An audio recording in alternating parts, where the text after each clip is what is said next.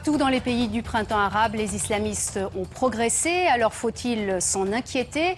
Les libertés vont-elles reculer? Va-t-on vers des sociétés plus conservatrices, plus religieuses et plus machistes? Nous ouvrons le débat ce soir et vous êtes bien sûr à Infrarouge.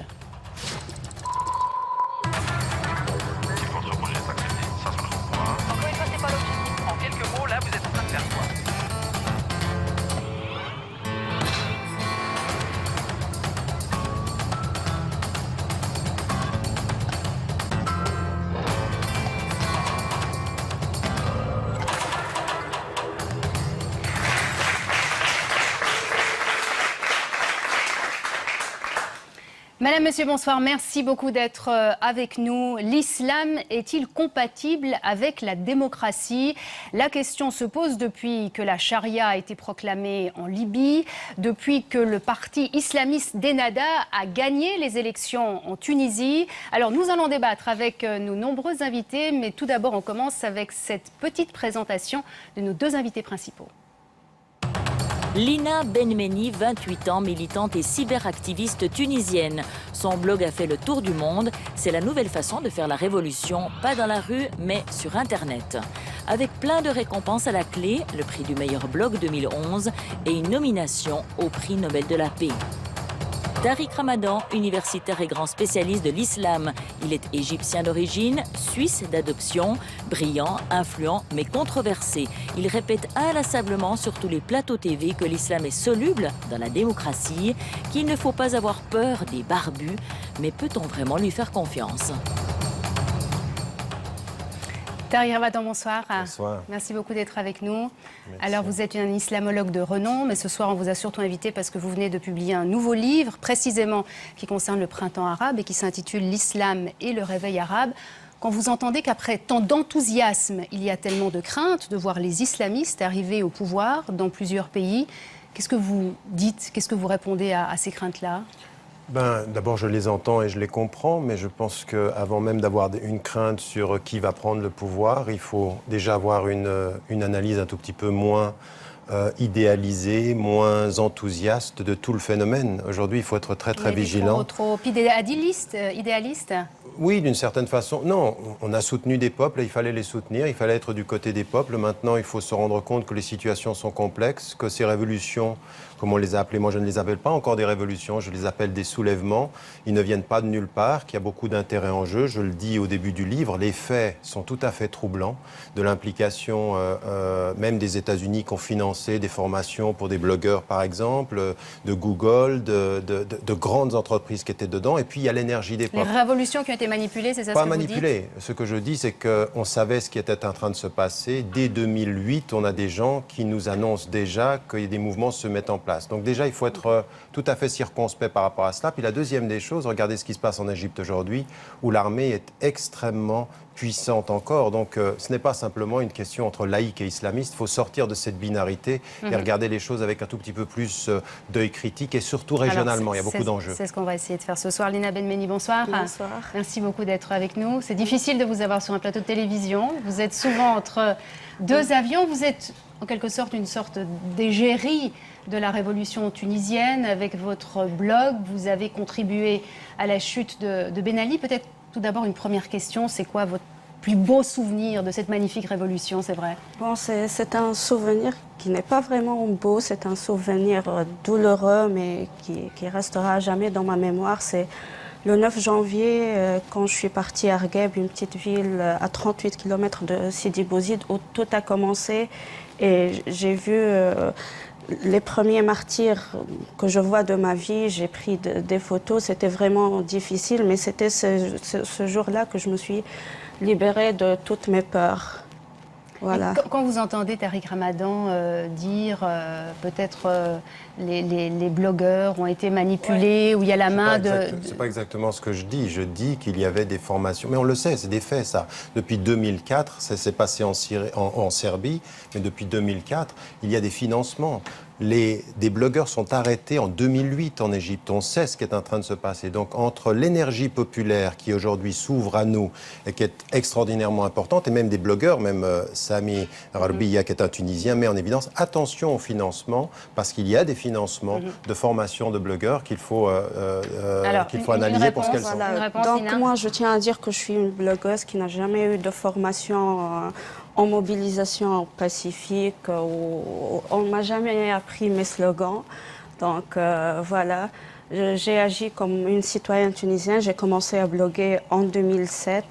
Et voilà, je n'ai pas eu ce genre de formation. Et d'ailleurs, la plupart des blogueurs avec qui je travaille ou avec qui je coordine pour quelques campagnes contre la censure ou pour soutenir pour les droits de l'homme, c'était des blogueurs qui n'ont jamais eu de formation. Donc voilà, et le cas de la Tunisie est particulier, je dirais, parce que tout a commencé dans la rue.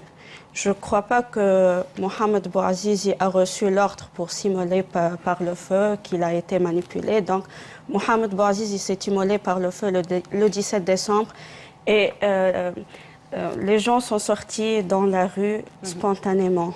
On ne les a pas poussés à sortir dans la rue et donc les blogueurs, les cyberdissidents ont suivi ça et ont reporté tout ça quand les médias traditionnels ne pouvaient pas le faire. Alors, Tariq Ramadan, quand on entend parler de la charia en Libye, de la polygamie aussi, il y a le spectre des talibans qui revient, il y a le spectre de l'Iran. Est-ce qu'on va vers ça dans ces pays-là ? Non, je pense qu'encore une fois, il faut regarder les choses pour ce qu'elles sont.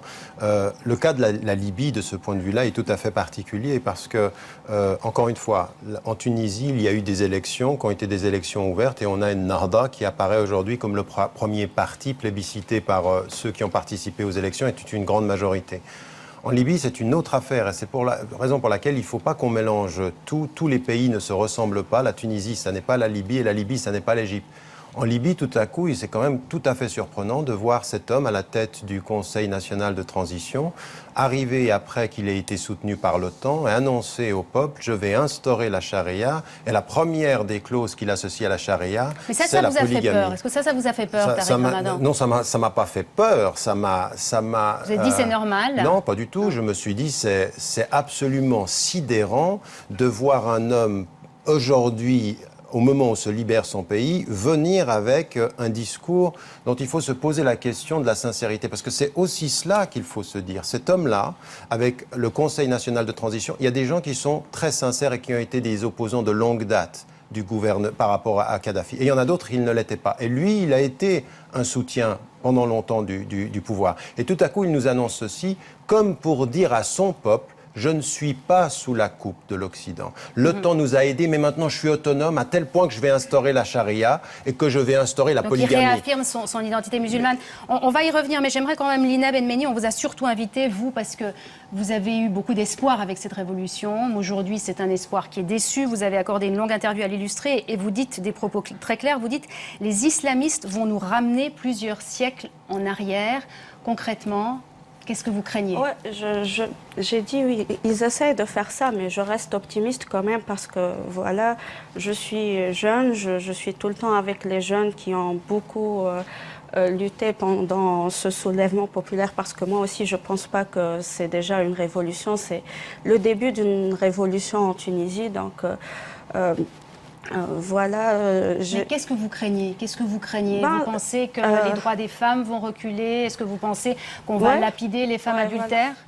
Bon, la lapidation, nous n'en sommes pas encore là, mais voilà, il y a eu déjà plusieurs actions violentes commises par les islamistes, des atteintes aux libertés. Je vous citerai par exemple les attaques sur la salle de cinéma Africa en juin, quand le film de la Tunisienne Nadia El Feni a été diffusé. C'est un film qui parle de la laïcité. Donc les gens qui étaient présents pour cette projection ont été attaqués violemment, même avec... Vous-même aussi, vous avez été menacée ?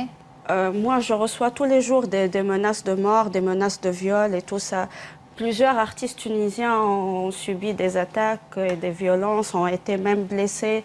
Et puis les propos des leaders de Nahda suite à leur majorité après les élections, voilà, condamner les mères célibataires, parler de la possibilité d'instaurer la polygamie, et tout ça, voilà, tout ça, ça fait peur, ça inquiète, quoi. Alors, depuis le début de cette émission, on parle de l'arrivée des islamistes au pouvoir. Je vous propose de voir précisément ce qui s'est passé en Libye et en Tunisie. Rappel historique avec Valérie Périra et Olivier Courte. Et on se retrouve juste après. La liesse, place du tribunal à Benghazi. Voilà 3 jours que Mouammar Kadhafi est mort et la Libye est libérée. Comme l'annonce officiellement Mustapha Abdel Jalil, le président du Conseil national de transition. Dans son discours, il fixe le cadre dans lequel il veut voir évoluer son pays. En tant que pays islamique, nous avons adopté la charia comme loi essentielle et toute loi qui violerait la charia est légalement nulle et non avenue. Le même jour, la Tunisie vit ses premières élections libres qui suscitent l'enthousiasme avec 90% de participation. Moi je vous dis, c'est un rêve, c'est le soleil dans la nuit. Un rêve rapidement entaché, le parti islamiste Ennahda a remporté plus de 40% des suffrages. Un résultat douteux pour certains. On a été chercher des gens dans les cafés, dans les autobus, on leur a promis de l'argent, on leur a promis le mouton pour l'Aïd. Et pour moi, ça, c'est pas des élections. À ces soupçons de fraude s'ajoutent les déclarations de l'égérie d'Ennahda, des propos sans ambiguïté. Notre culture, c'est l'islam. En ce qui concerne le partage de l'héritage entre les fils et les filles, les versets coraniques sont clairs et nets. On n'a pas le droit de changer ces règles-là. En Égypte, les élections législatives ont lieu dans 2 semaines et là aussi, une partie de la population craint la montée de l'islamisme et un succès des frères musulmans. S'ils prennent le pouvoir, ils voudront imposer la charia, le voile obligatoire pour les femmes, la lapidation pour les coupables d'adultère et une main coupée pour les voleurs. Pour les frères musulmans, tout cela n'est qu'exagération. Ces craintes sont injustifiées. Nous sommes victimes d'une campagne de stigmatisation. Lorsque nous voulons promouvoir la charia, il ne faut pas se focaliser sur le voile obligatoire ou les mains coupées. La charia, c'est avant tout l'égalité, la liberté et le développement. Volonté d'apaisement d'un côté, peur tangible de l'autre. On en saura plus ces prochains mois sur les vraies conséquences du printemps arabe. Khil Miraeli, bonsoir. Bonsoir. Vous êtes israélien, historien installé en France et vous occupez notamment du site causeur.fr. C'est un site de discussion, d'information. Est-ce que d'après vous, l'islam est soluble dans la démocratie? Lina nous disait sa peur, notamment par rapport à la polygamie. Qu'est-ce que vous dites, vous? D'abord, je formulerai la question autrement. Ça n'a pas de sens de parler d'islam. Il y a beaucoup d'islam et si... Ben Laden d'un côté et la mosquée de Paris de l'autre côté se réclament de même corpus, de même Coran, c'est-à-dire que ces textes sont très très souples. Et donc la question que je me pose, pourquoi certaines interprétations de l'islam sont aujourd'hui plus populaires que d'autres? C'est ça en fait la question. Et c'est vrai aussi pour les autres religions d'ailleurs. La Bible, le Nouveau Testament sont extrêmement souples. On peut, avec le Nouveau Testament... C'est quelle interprétation de l'islam qui est la plus populaire? C'est la version la plus c'est ça la question. Je n'ai pas compté des têtes, mais il paraît que des interprétations qui sont insolubles dans la démocratie sont assez populaires. Est-ce que c'est majorité? Est-ce que c'est inéluctable? Je ne crois pas. Mais il y a des expériences qui sont compliquées, à la fois en Iran, en Afghanistan. Il y a d'autres exemples qui sont plutôt positifs. Et il y a une lutte. Et dans cette lutte-là, entre interprétations concurrentes, entre sources d'autorité, à qui il faut suivre, qui il faut attendre, il y a aussi, pas seulement la question de l'offre, mais aussi la question de la demande. Des gens qui écoutent certains gens, qui suivent certains gens plutôt que d'autres. Mais ce qui se passe avec Ennahda en Tunisie, disons pour être clair, avec la charia en Libye, ça vous inquiète? Ça m'inquiète, mais les pires n'est pas nécessaire, n'est pas inéluctable. Et je rejoins Tariq Ramadan, il y a très peu de choses en commun entre la Libye et la Tunisie. La Tunisie, c'est une véritable nation. En Tunisie, il n'y a ni juifs ni chrétiens, donc c'est 99,9%, une société très très cohérente. C'est un petit peuple, relativement 10 millions. Il y a 85 millions en Égypte. Le rôle de l'armée est complètement différent. L'histoire est complètement différente. Les relations avec l'Occident sont moins douloureuses. Je ne dis pas que tout se passe bien, mais il n'y a pas l'héritage colonial très très douloureux qui existe ailleurs. Donc, je pense que pour la Tunisie, ce n'est pas si mal barré. Il y a bien sûr beaucoup de choses à faire. Bien sûr, il y a certaines choses qui sont menées. Il y a un soupçon qui plane. Mais entre tous les pays du Maghreb et tous les pays arabes qui sont en mutation aujourd'hui, je crois que la Tunisie elle est mieux placée pour réussir sa transformation démocratique. Alors, Monsieur Mohamedou, bonsoir. Vous êtes politologue, vous enseignez notamment à l'Institut universitaire d'études internationales et du développement. Vous avez aussi récemment publié un ouvrage qui s'intitule Contre-croisade, le 11 septembre et le retournement du monde. Alors, par rapport à cette question de l'islam et de la démocratie, où est-ce que vous vous situez, vous? Écoutez, je pense que cette préoccupation avec l'islamisme n'est pas très, très surprenante aujourd'hui. Elle est quand même contradictoire. C'est à cause du 11 septembre, précisément? Non, je pense que c'est la matrice de référence sur le Moyen-Orient et l'Afrique du Nord depuis 1979, depuis la révolution iranienne. Mais je crois qu'il y a deux points essentiels. D'une part, c'est contradictoire dans l'immédiat, parce que souvenez-vous, il y a moins de 10 mois, c'est le printemps arabe, et le thème ambiant, c'est que le printemps arabe sonne le glas de l'islamisme. On nous parle de la défaite. On parle même de post-islamisme. Il y a tout un débat qui a lieu autour de ça. Et aujourd'hui, la discussion est concernant la victoire des islamistes dans ces élections et probablement une situation assez semblable en Égypte et à la fin du mois, il y aura des élections. En Syrie, etc. Donc il y a quand même une contradiction dans l'immédiat. Au-delà de ça, il y a un problème par rapport à la répétitivité de ceci. C'est-à-dire qu'en 91, on nous annonce la fin de l'islamisme avant que le Front islamique du salut ne remporte les législatives en Algérie. 2001, l'AKP en Turquie, la même chose. 2006, plus ou moins la même situation avec Hamas. C'est-à-dire que chaque fois qu'il y a une élection, on s'inquiète de l'avancée de l'islamisme. Le problème essentiel, c'est d'abord de faire la part des choses. Je rejoins tout ce qui a été dit à propos de la différence des cas. Et il faut vraiment introduire non seulement de la nuance, mais de l'intelligence par rapport à toutes ces situations. Mais en plus de ceci, vous avez une victoire électorale qui est, somme toute, assez légitime. C'est-à-dire que nous avons quand même suffisamment d'observateurs. On a vu les images et les commentaires que vous avez montrés. Mais de manière générale, on doit se féliciter de ce qui s'est passé en Tunisie. Les derniers mois, le processus en Tunisie avance assez positivement. En Égypte, la chose est plus complexe à cause précisément du rôle de l'armée, effectivement, qui pilote. Alors c'est vrai qu'en Libye, pour l'instant, il n'y a pas eu d'élection. En Égypte non plus, il y en aura à la fin du mois.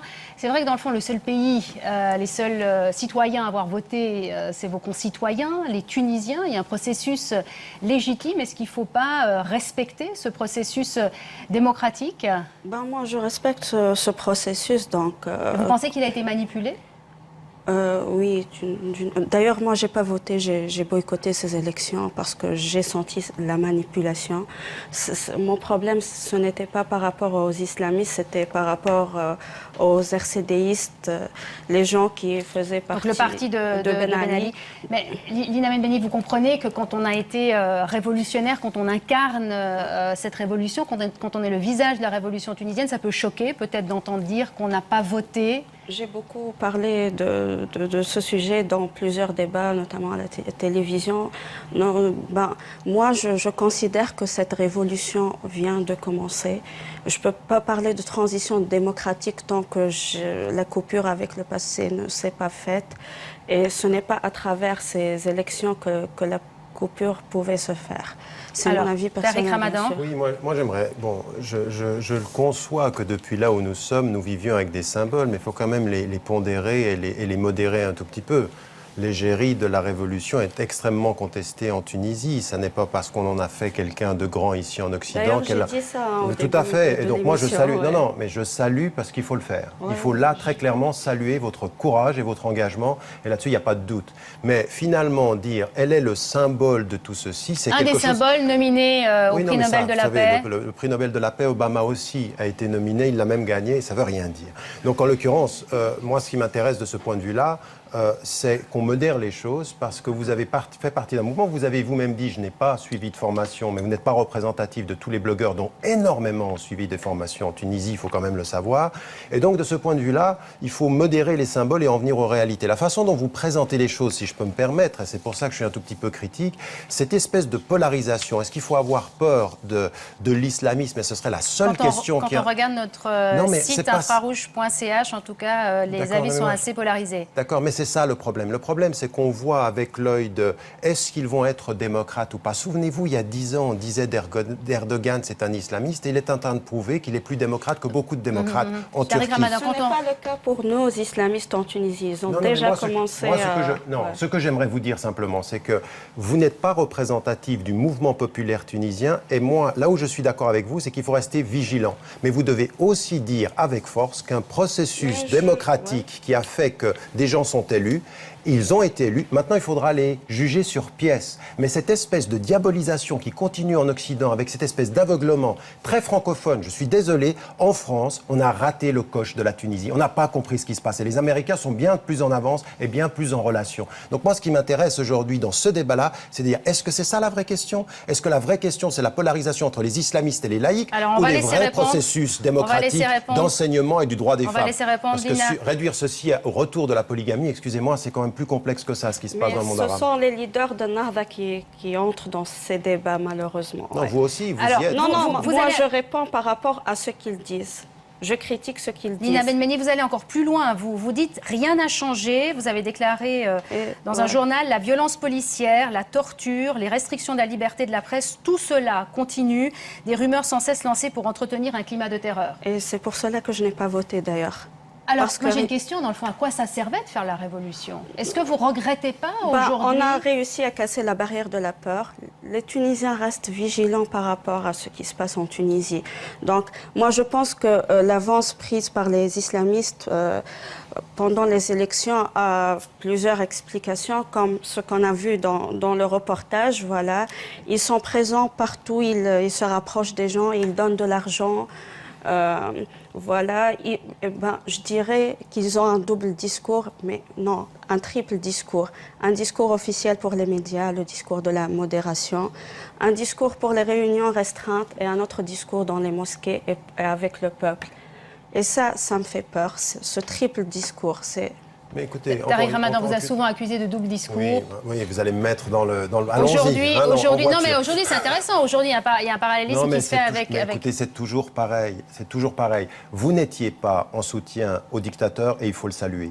Mais il y a énormément de gens qui sont de votre côté aujourd'hui, qui ont été en soutien au dictateur et qui ont répété exactement ce que vous dites. Il ne faut pas leur faire confiance, ils ont un triple discours. Moi aussi, aujourd'hui, j'ai l'habitude d'entendre ça aussi. Non, mais moi, je ne vous dis même pas que vous avez un double discours. J'écoute ce que vous dites et sur la base de ce que vous dites, je vous dis, vous devriez quand même pondérer un tout petit peu ce que vous êtes en train de dire sur des gens dont il faut, encore une fois, les juger sur pièce. Parce que toute cette espèce de mise en scène aujourd'hui, de faire peur en laissant entendre que vous êtes les seuls légitimes dans le processus de transformation en Tunisie, ça n'est pas vrai. Vous n'êtes pas aujourd'hui la seule voix légitime. Vous êtes une parmi tant d'autres. Il faut les écouter. Il faut écouter. J'ai jamais dit que je suis la seule voix. Non, vous ne le dites pas, mais ce qu'on entend, c'est que vous seriez la seule voix sincère. Tous les autres ont un triple discours. Je ne suis pas responsable de ce que disent les journalistes au début de l'émission. Je parlais de ce que vous disiez maintenant. Non, mais je dis ce que les gens avec qui... Dans votre livre, vous dites que les islamistes n'étaient pas présents pendant les événements en Tunisie. D'ailleurs, au début, bien sûr, ils n'étaient pas présents, ni en Égypte, ni en Tunisie. Ils n'étaient pas présents. Donc moi, je parle des gens qui étaient présents pendant le début des événements. On sait tous que Rachid Ranouchi n'est rentré en Tunisie que le 9 avril. Monsieur Ranouchi, qui est le leader d'Ennahda. Oui, le leader d'Ennahda. Donc, voilà. Et je parle de faits concrets, je parle de violences que j'ai vécues moi-même. Mon père était à l'Africar le jour où il y a eu cette attaque des islamistes. Ils ont attaqué avec du gaz lacrymogène et tout ça. J'ai vu des artistes comme le cinéaste Nouri Bouzid attaqué et blessé dans la tête.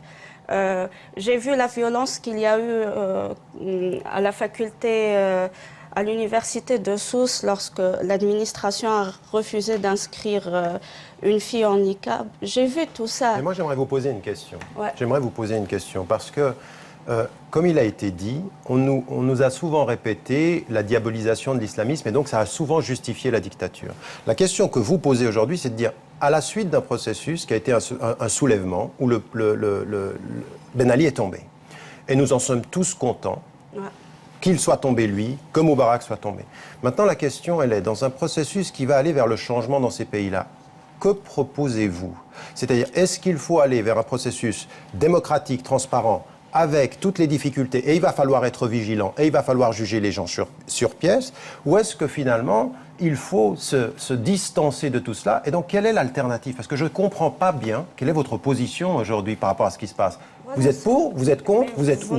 J'ai dit que j'acceptais ça. C'est ça la démocratie. On accepte ce qu'a choisi la majorité. Quoique, moi, personnellement, je sais que moins de 50% des électeurs ont voté. Je sais qu'il y a plusieurs personnes qui ont boycotté, qu'il y a 1,5 million de voix qui ont été perdues à cause du mode électoral et tout ça. On comprend votre point de vue. On va peut-être s'intéresser aussi de savoir, enfin la question qu'on se pose aussi ce soir, celle de savoir dans le fond pourquoi ces partis ont été choisis. Mais avant cela, j'aimerais bien faire venir à table 2 femmes musulmanes.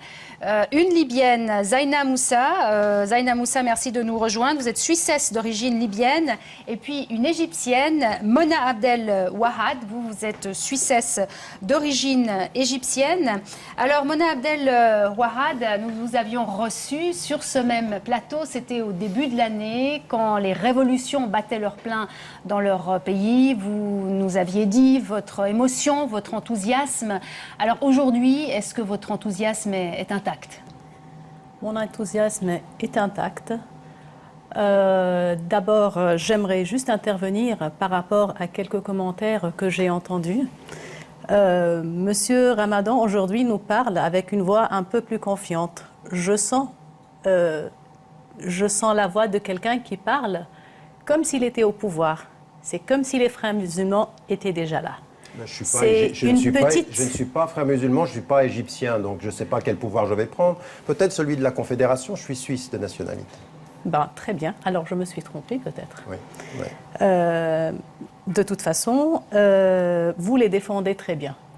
Je défends dans vos qui? propos, vous les défendez. J'aimerais juste vous adresser une question. Oui. Vous avez dit à Madame Lina que les blogueurs ont été financés. Est-ce que les islamistes ne sont pas financés? Mais ça n'a rien à voir. Si, parce que vous parlez de tous les éléments et de tous les participants dans ces processus. Les islamistes sont très présents sur la scène. Je vais vous dire une chose. Dans le livre, j'ai pris du temps et de la réflexion pour être critique par rapport à toutes les dimensions. Et vous verrez que dans ce livre, je suis critique par rapport à ce qui est en train de se passer à l'intérieur des courants islamistes et par rapport à certaines questions. Parce qu'aujourd'hui, ma critique, si vous me lisiez, elle est de dire qu'ils n'apportent pas de réponse claire aux questions de l'économie, aux questions de l'éducation et aux questions des processus de transparence. Je suis critique par rapport à ça. Et moi, je veux juger les gens sur pièce. Je ne les défends pas. Je suis aussi critique par rapport à certains laïcs qui se présentent comme les porte-paroles du peuple quand ils sont une élite et qui ne parle pas au peuple souvent. Et donc ma question, elle n'est pas de savoir qui est financé. Bien sûr que les uns sont financés, que les autres sont financés. Mais j'aimerais vous dire une chose sur des faits. Sur des faits. Quand des formations sont données depuis 2004 à des blogueurs et que l'on sait et que certains de l'intérieur sont en train de dire attention, que les Américains sont en train de préparer l'après Ben Ali et l'après Moubarak, il faut l'entendre. Est-ce que ça veut dire que tout est manipulé? Non. Est-ce que ça veut dire qu'il y a une préparation au changement? Oui. Et vous savez pourquoi? Pas pour des raisons politiques. Parce que la Chine, parce que la Russie, parce que l'Afrique du Sud, parce que la Turquie sont en train d'intervenir sur le terrain. Dans les 10 dernières années, la Chine a multiplié par 7 ses relations économiques avec la région. Les États-Unis et l'Europe étaient en perte de vitesse dans la région. Il fallait changer. Il faut avoir une lecture autre qu'au politique. Il y a des considérations économiques majeures. C'est de ça dont je parle. Arrêtez de me dire que je suis en train de soutenir les uns et les autres. Je soutiens personne. Je fais des analyses, c'est tout. Nous sommes donc entièrement d'accord, mais vous avez attaqué la blogueuse en disant qu'elle se porte comme la porte-parole, que les blogueurs ont été financés. Vous ne parlez que du financement des blogueurs. Maintenant, vous m'avez expliqué les choses. Mouna Abdelwahad, vos craintes à vous, ce sont lesquelles en tant que femme égyptienne? Vous craignez le retour des barbus, une société plus machiste, une société plus religieuse, une société plus conservatrice? C'est ça vos craintes à vous? L'ingérence extérieure. Les événements sont manipulés de tout bord. Je suis absolument d'accord. Les éclaircissements qu'il m'a donnés sont parfaits parce que moi, je pense que le problème est économique. Ce n'est pas un problème politique. Les problèmes et les manipulations en Égypte sont dus à la faim et à la pauvreté, tout simplement. C'est vrai aussi, mais j'ajouterais une chose qui est aussi vraie en Tunisie, qui est très très vraie en Libye, le rôle des armées. L'armée égyptienne aujourd'hui est en train de tenir le pays d'une façon extrêmement dangereuse. Et donc il faut, de ce point de vue-là, c'est aussi le cas en Syrie, il faut observer ces réalités-là. Et donc je pense que c'est de cela dont il faut parler. Donc le but aujourd'hui d'un débat comme celui-ci, pour moi, c'est pas, si je vous ai attaqué, je vous prie de m'en excuser, c'est pas ce que je voulais faire. Ce que je voulais dire, c'est relativiser une voix par rapport à des processus. Je pense qu'aujourd'hui, on ferait bien en Occident d'entendre la multiplicité des voix. J'aimerais encore passer la parole à Zaina Moussa. Je le disais, vous êtes Suissesse d'origine libyenne, vous avez 26 ans. Vous avez cette double culture. Quand vous entendez parler de la charia dans votre pays, est-ce que vous regrettez d'être libyenne? Pas du tout. Alors moi, ce discours, je l'ai entendu en direct.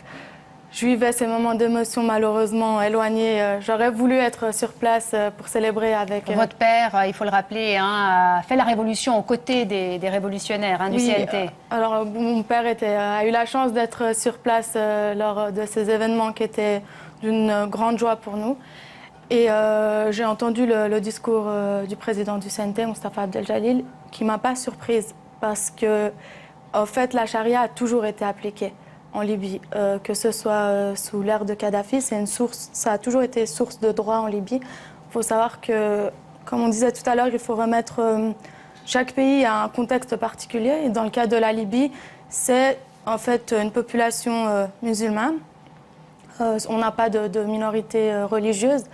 Et un islam modéré, mais traditionnaliste, on va dire. Et c'était pas du tout, en fait, un discours qui marquait une rupture ou qui était choquant pour les Libyens, parce que la polygamie a toujours été pratiquée, mais de manière, on va dire, pas en grand nombre, mais c'était pas un discours, moi, c'est pas un discours qui m'effraie en tant que jeune suisse-libyenne. Rémi Raeli, une réponse peut-être? Ça vous satisfait, cet islam modéré, même quand on dit... Je ne suis pas là pour être satisfait ou pas. Je suis observateur. Et non, mais vous avez un point de vue. C'est quoi votre point de vue? Je n'ai pas encore tout à fait compris. Oui. Donc, ce que je veux dire, c'est là, je peux apporter quelque chose peut-être... la même question se pose en Israël.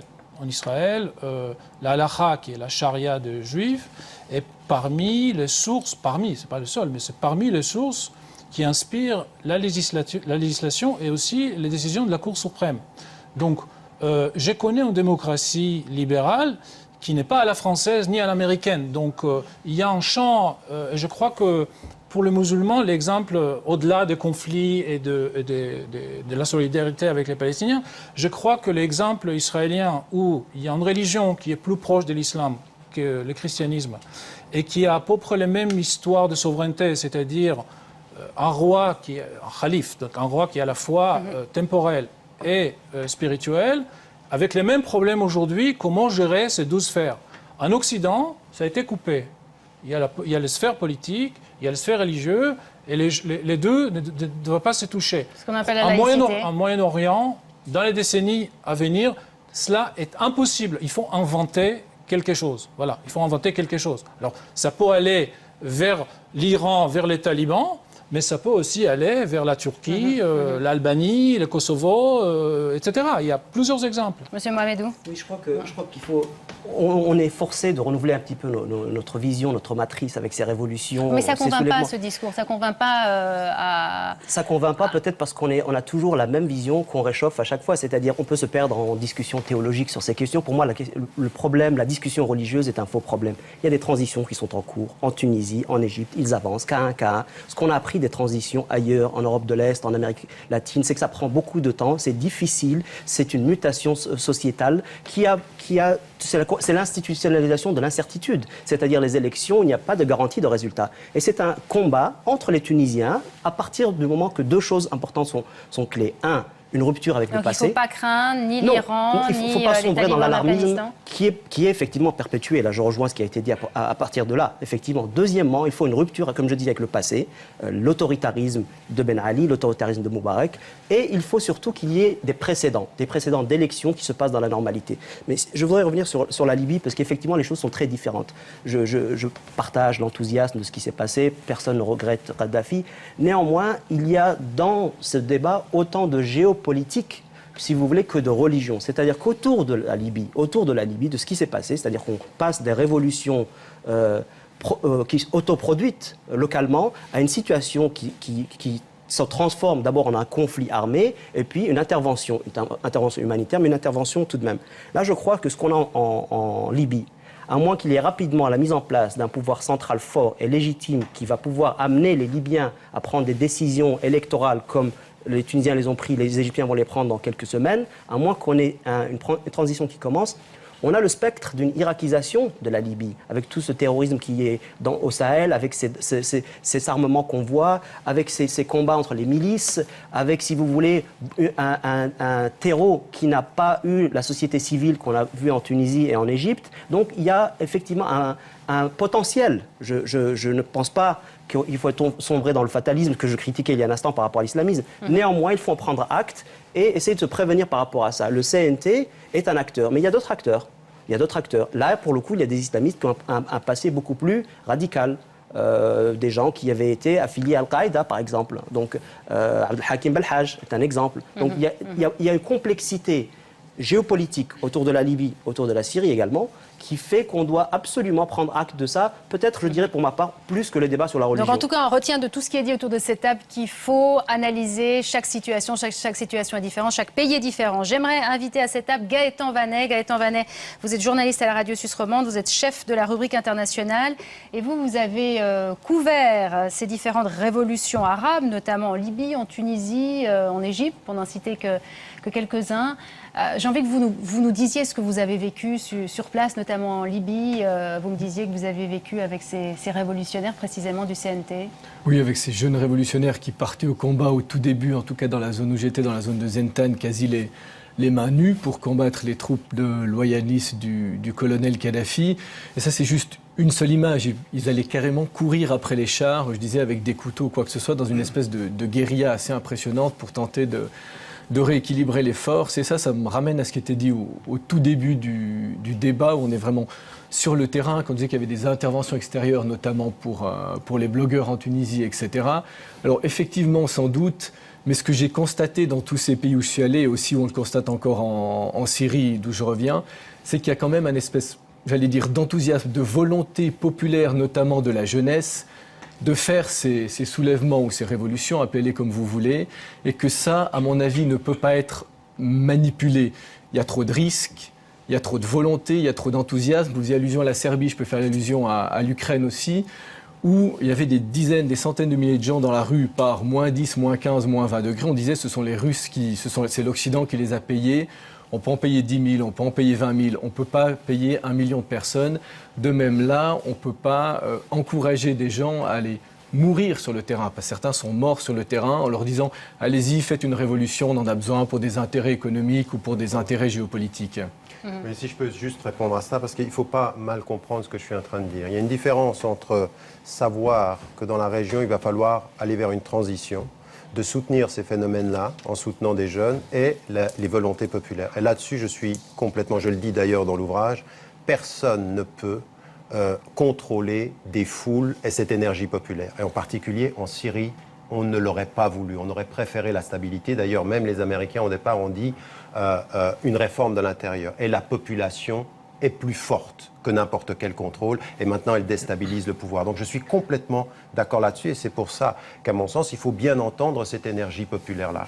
Et en même temps que je dis ceci, Je dis que pour l'avenir, si nous sommes sérieux avec les questions de ces soulèvements qu'on a envie de voir devenir des révolutions, qu'il y ait des vrais changements, et c'est ça qui m'intéresse aujourd'hui, eh bien, il faudrait qu'on sorte, et là je suis complètement d'accord avec nos vieilles grilles de lecture, et qu'aujourd'hui on se pose les vraies questions. La vraie question aujourd'hui, c'est que vous n'aurez pas dans le monde arabe de véritables processus démocratiques qui iront jusqu'au bout si nous n'entrons pas dans une vraie question de stabilité économique dans la région. Et non pas le discours d'Obama qui dit « nous soutenons votre démocratie, mais nous tenons les rênes de la bourse avec le Fonds monétaire international, la Banque mondiale ». C'est ça les vraies questions. Le reste, c'est de l'alarmisme, c'est déplacer le débat sur une polarisation et oublier les vrais enjeux économique et géostratégique.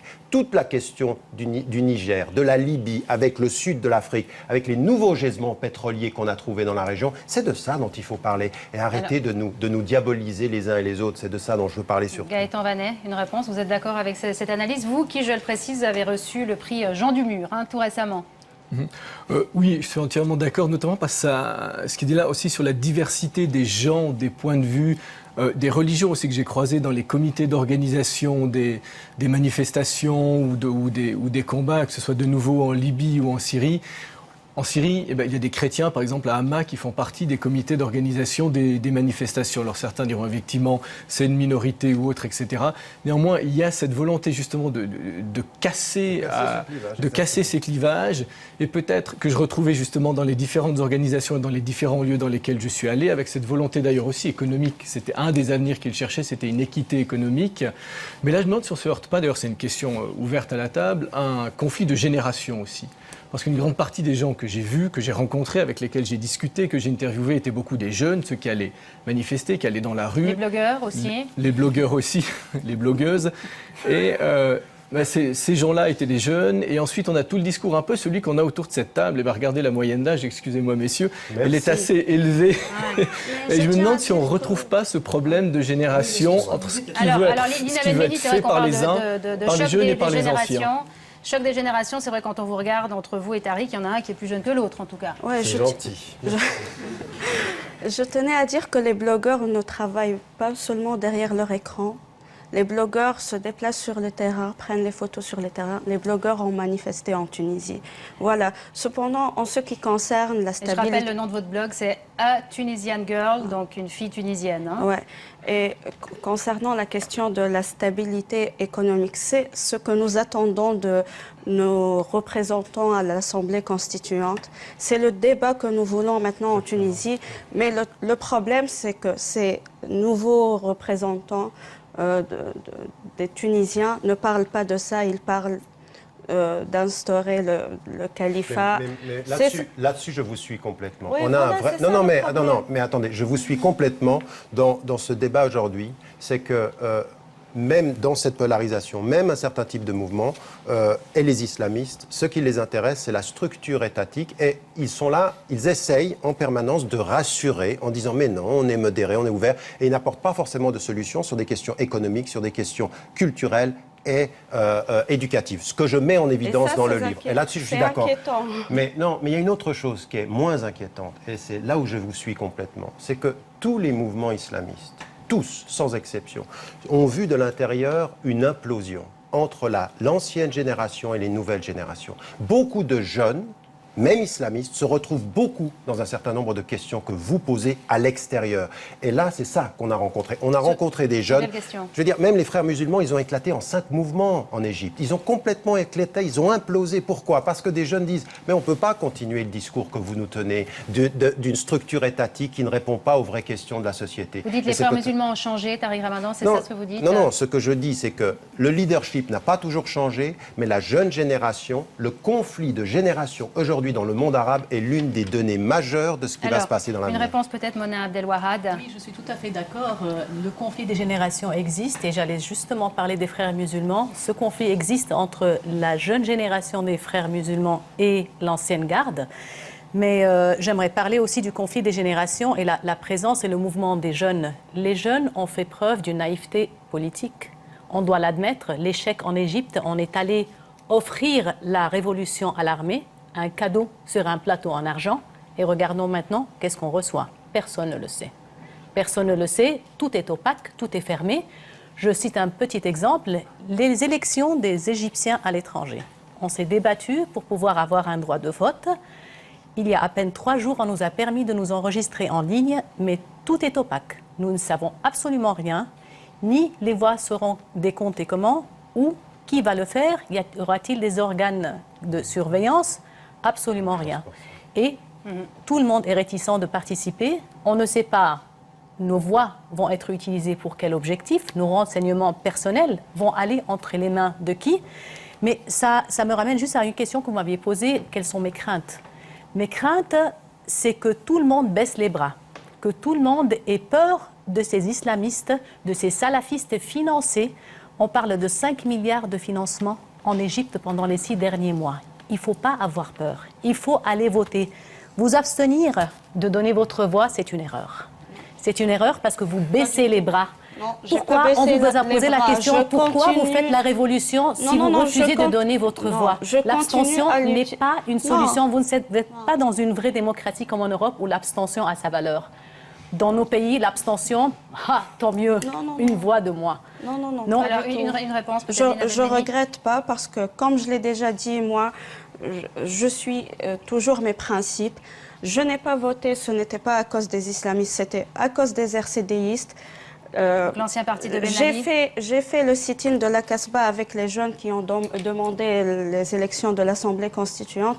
Et l'une de nos demandes, c'était de poursuivre en justice les RCDistes, alors que pendant les élections, il y avait au moins 50 partis reconstitués du RCD qui se présentaient. Voter dans ces élections, c'est leur donner de la légitimité. Et d'ailleurs, il y a 2 ou 3 listes qui seront reconstituées du RCD et qui seront Alors, comment voulez-vous les contrer si vous n'avez pas de voix dans le Parlement? Comment voulez-vous les contrer dans un système démocratique? Peut-être que Lina Benmeni votera une prochaine fois. Oui, rapidement. Les propos de Tariq Ramadan nous ramènent vers le corps de notre sujet. Effectivement, quand le débat sera sur les choix économiques, c'est à ce moment-là qu'il va se poser la question de l'apport de l'islam.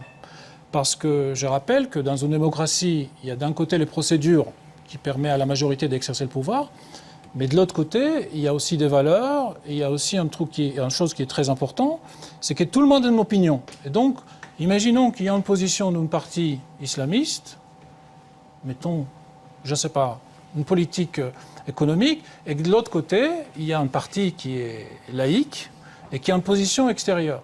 Est-ce que le parti islamiste va résister à la tentation de dire, dans un discours direct ou pas direct, ce qu'on dit en fait c'est dans le Coran, c'est-à-dire apporter cette arme atomique de discussion pour assommer l'adversaire avec une autorité? C'est ça le problème. C'est ça le problème. Est-ce qu'une position qui vient d'un homme religieux qui est docteur de l'islam, est-ce que ce qu'il dit dans les discours politiques est une opinion comme n'importe quelle autre, ou est-ce qu'il apporte quelque chose qui rend les débats complètement faux? Alors, M. Mohamedou. Et c'est là que le jeu démocratique est particulièrement important. C'est-à-dire que l'instrumentalisation du fait religieux, il n'y a rien de nouveau là-dedans. Vous parliez tout à l'heure de christianisme, de judaïsme, c'est présent partout. Des chrétiens démocrates. Je ne pense pas qu'on vient d'inventer quelque chose, mais j'ai dit que le véritable problème, et je parle en tant qu'Israélien, en Israël ça arrive tout le temps, il y a des partis religieux en Israël. Il y a tout le temps cette tentation. Oui, j'entends bien. Soit on le dit clairement, soit, puisque c'est un rabbin, les gens ne sont pas tous bac plus 15. Quand un rabbin dit quelque chose, ça a quand même une autre valeur que quelqu'un qui a un piercing dans l'œil. J'entends bien, mais je veux dire... oui, j'espère pas pour lui. Sur l'arcade sourcilière. Sur l'arcade sourcilière. Je voulais rapidement revenir sur... Madame a raison de souligner l'opacité de la situation en Égypte, qui est très importante. C'est-à-dire que tout ça, c'est très fluide. Les révolutions se jouent encore. Donc, les transitions viennent à peine de commencer en Tunisie. La prochaine étape importante, mis à part la Syrie, qui est encore beaucoup plus existentielle par rapport à ça, puisque la guerre civile est en cours, c'est ce qui se passe en Égypte. Et là, je crois qu'il est très important de prendre acte du fait qu'effectivement, l'armée qui dirige le processus, pour l'heure, semble jouer un double jeu. C'est-à-dire qu'on avance, on fait quelques concessions, mais de temps en temps, Tahrir Square a dû être récupéré régulièrement par les jeunes, si vous voulez. C'est-à-dire que là, maintenant, il faut qu'il y ait un deuxième précédent. Et c'est là que le printemps arabe va marquer la différence par rapport à la rupture du passé. S'il y a un deuxième précédent d'élection qui se passe, quel que soit le résultat, à nouveau, islamiste ou pas. C'est-à-dire que, et pour moi, fondamentalement, les islamistes de Nahda sont sous le regard des autres Tunisiens. C'est-à-dire que c'est les autres Tunisiens qui vont vouloir jouer avec eux ce jeu démocratique. Et celui qui gagnera démocratiquement, c'est lui c'est-à-dire il n'y a pas de garantie fondamentalement. La seule garantie, c'est qu'il y aura une deuxième élection et qu'on peut rectifier le tir par rapport à ça. Donc, deuxième élection démocratique, c'est ça? C'est ça, voilà. Et d'où l'importance du précédent, j'insiste sur ça. Alors, en préparant cette émission, nous avons reçu beaucoup de messages sur notre site infrarouge.ch, je le vous disais tout à l'heure, des messages très contrastés. Alors, je vous en livre quelques-uns. Tout d'abord, cet internaute qui nous dit « Cessons de stigmatiser les pays musulmans, car nous avons des croix et des cours de religion chrétienne dans nos écoles. » Deuxième message, lapider et discriminer, ce n'est pas nouveau.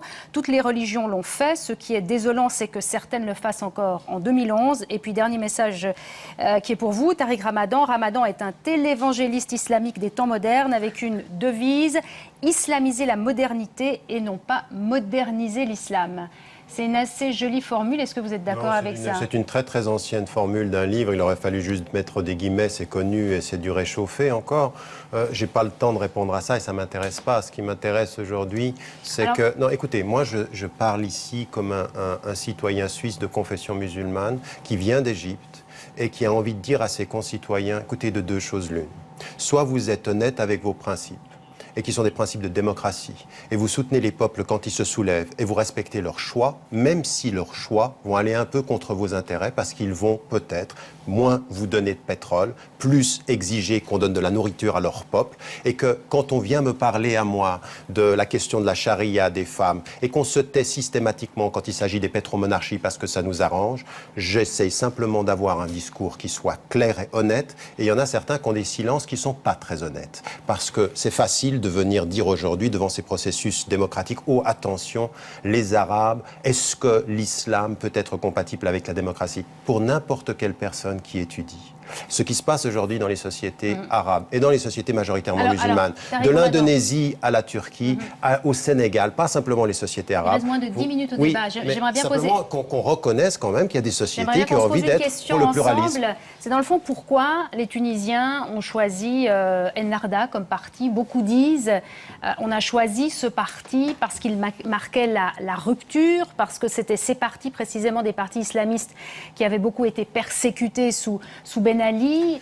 C'est aussi une réaffirmation de son identité musulmane. Est-ce qu'on peut aussi lire ce vote comme ça? Il y a plusieurs causes. Une, c'est vrai, ils ont été persécutés et torturés pendant longtemps. Une autre, c'est qu'ils veulent revenir à des principes qui sont ceux de la société, c'est-à-dire les références, et en même temps rester ouverts. Exactement la même chose. Après 60 ans de laïcité imposée en Turquie, c'est l'AKP qui vient au pouvoir. Pourquoi? Parce que des peuples vous disent on peut être moderne en restant nous-mêmes, mais laissez-nous être nous-mêmes au lieu de vouloir que l'on soit moderne à votre façon. Il faut qu'en Europe, on entende ça, il faut qu'aux États-Unis, on l'entende, et qu'aujourd'hui, c'est une certaine légitimité.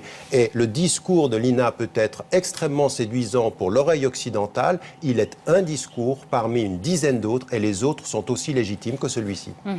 Alors, on connaît le code du statut personnel en Tunisie, c'est un code qui existe depuis 1956, je crois, sous Bourguiba. Ce code est assez simple à comprendre. C'est qu'il décrète l'égalité entre hommes et femmes. Est-ce qu'aujourd'hui, vous craignez qu'on touche à ça, qu'on touche aux droits des femmes? Oui, je m'inquiète par rapport à ça, surtout après certaines déclarations. Comme vous l'avez dit, ce code du statut personnel promulgué le 13 août 1956, oui, garantit l'égalité. Bon, ce n'est pas une égalité totale entre les hommes et les femmes parce qu'il y a toujours la question de l'héritage et plusieurs autres questions où il n'y a pas d'égalité. Mais voilà, j'ai peur quand M. Rachid Ranouchi déclare qu'il ne va pas interdire la polygamie ou qu'il va interdire l'adoption, oui, je m'inquiète. Mais est-ce qu'il ne faut pas aller plus loin? Parce que le code... Il a souvent été instrumentalisé pour montrer comment on avait évolué en Tunisie. Mais vous savez comme moi qu'en Tunisie, entre la loi que l'on avait prescrite et les habitudes et les attitudes des Tunisiens et des Tunisiennes, il y avait encore beaucoup de travail à faire pour que la femme ait le même statut, et en particulier sur les questions de l'emploi, même compétences, même salaire. Donc plutôt que d'avoir simplement peur de ce qu'ils peuvent faire, d'ailleurs eux ils annoncent qu'ils ne vont pas changer. Il faut les prendre à la lettre, et il faut voir ce qu'ils vont faire. Mais d'un autre côté, aujourd'hui, la question de la femme dans les sociétés majoritairement musulmanes ne se décrète pas par la loi seulement, elle se décrète par des processus éducatifs et d'engagement. Raison pour laquelle il faut saluer la présence de femmes dans les processus de soulèvement. Mais il faut aller plus loin simplement que de parler de structure et de loi. On avait de très belles lois, mais on continue à avoir de la discrimination vis-à-vis des femmes en Tunisie jusqu'à aujourd'hui. Oui, c'est ce que j'ai dit. L'égalité n'existe pas vraiment. Mais voilà. Pas simplement sur les questions d'héritage, sur les questions d'éducation, sur les questions de travail et de salaire. La question identitaire est très importante, oui. Voilà, par rapport. Mais ces textes garantissaient une certaine égalité. Oui, moi, la polygamie me dérange. La question de l'adoption me dérange. Que va-t-on faire de ces enfants si on va interdire l'adoption, aussi on va condamner les mères célibataires? Non, tout ça me dérange. Il y a eu des déclarations par rapport à ça. Je ne parle pas du néant. La question identitaire, vous disiez? Oui, c'est une dimension, on n'a pas beaucoup de temps, donc peut-être il vaut mieux l'aborder. L'islam joue aussi un rôle identitaire important. Peut-être moins en Tunisie, c'est moins évident, parce que comme je disais tout à l'heure, c'est une société sans autre, carrément. Mais en Égypte, par exemple, il se pose la question, est-ce qu'on peut être égyptien sans être musulman? Ce qui risque d'exclure de la communauté nationale 10% de la population. Et les nationalismes arabes... 10% de la population qui sont coptes, hein. Exactement. Ça fait 7 millions de personnes, le nationalisme arabe a été élaboré au 19e, 20e siècle, entre autres, pour dépasser ces dimensions-là, pour se trouver ensemble, entre chrétiens, juifs et musulmans, et plus tard chrétiens et arabes, quand les juifs sont disparus. Et donc, cette question-là revient aujourd'hui, et je crois que c'est une dimension très importante. C'est aussi un questionnement qui est très important en Syrie. Sur la place des minorités, vous dites la place des minorités. Sur le rôle de l'islam comme verrou identitaire de certaines identités nationales. Tariq Ramadan, est-ce qu'on peut être égyptien sans être musulman? Bien sûr, on peut être égyptien sans être musulman, on peut être Comment copte, il y a des agnostiques. Les massacres non, attention, là, le processus de soulèvement a vu ensemble des coptes et des musulmans sur la place Tahrir, ils étaient ensemble.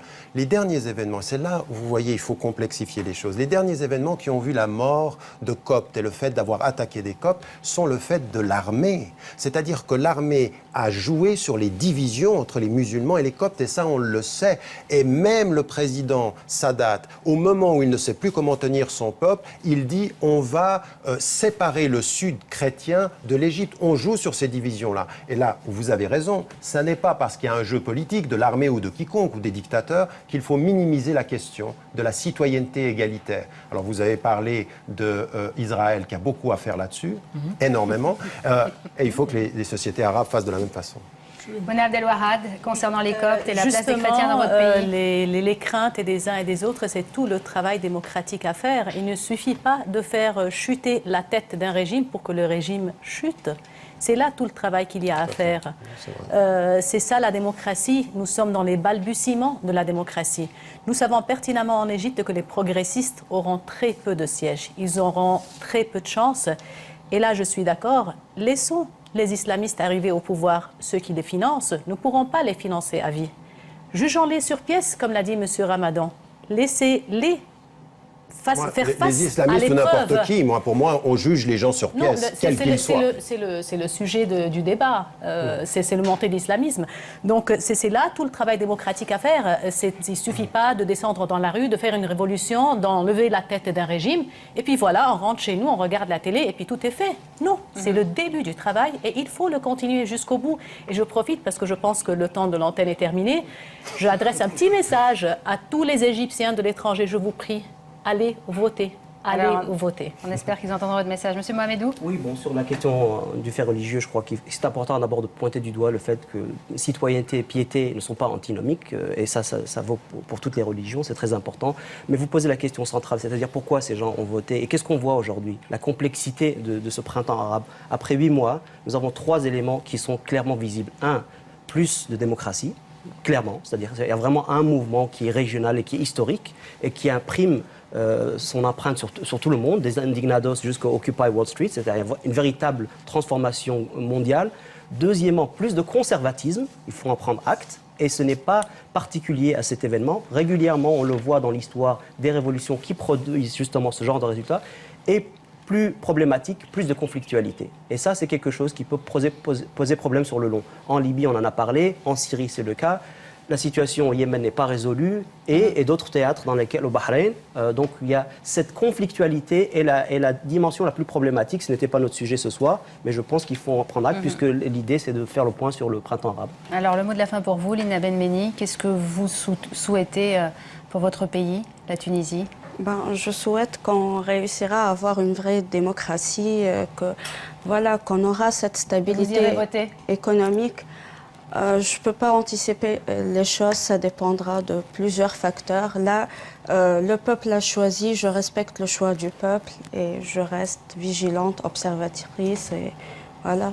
Et je précise encore qu'au-delà de votre blog, vous avez aussi publié un livre qui s'appelle Tunisian Girl, blogueuse pour un printemps arabe, qui est édité aux éditions Indigènes. Voilà, merci à vous tous d'avoir participé à ce débat. La semaine prochaine, nouveau débat d'actualité à Infrarouge. Tout autre débat, nous recevrons les 4 candidats socialistes à la succession de Micheline Calmiret. Merci de votre fidélité et à très bientôt.